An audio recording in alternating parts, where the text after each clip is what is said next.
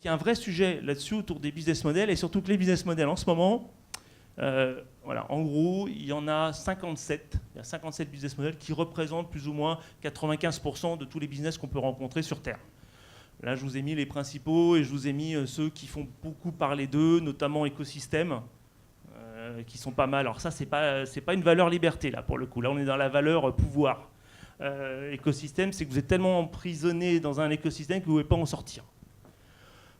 Donc j'ai mis Apple, Google, mais je pourrais mettre IBM, je pourrais mettre Nespresso, ça coûte tellement cher de changer de machine qu'on ne change pas, etc. etc. Souscription, évidemment, l'affiliation, le prix unique, l'expérience, voilà, freemium. Voilà. Quelques-uns qui sont tellement différents, on appelle ça des business models disruptifs.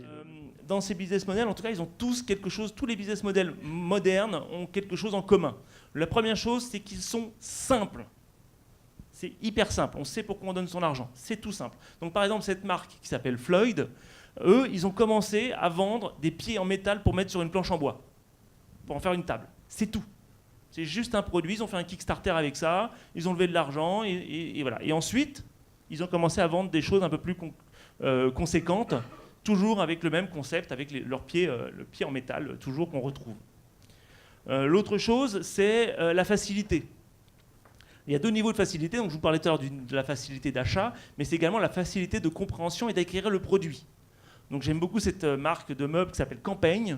Eux, ils ont fait quelque chose d'assez original, c'est qu'ils se sont dit, bah, attendez, nos meubles, on va se comparer à Ikea, mais il y a un truc qui est sûr, c'est que Ikea, c'est bien pour le monter, par contre le démonter, c'est notre affaire. Et donc ils se sont dit, bah, nous on va acheter des meubles qui sont faciles à démonter. Donc ils ont commencé à la fin. Donc ils se sont dit, nous on va acheter des meubles, vous gardez la boîte, et vous allez pouvoir redémonter. Donc ça se monte sans clous, sans vis, sans clé Allen, sans rien du tout. Ça se monte juste, ça s'accroche. Et vous pouvez redémonter facilement et partir avec dans une boîte, là, comme la dame avec sa mini, et repartir quand vous déménagez. Donc c'est la facilité.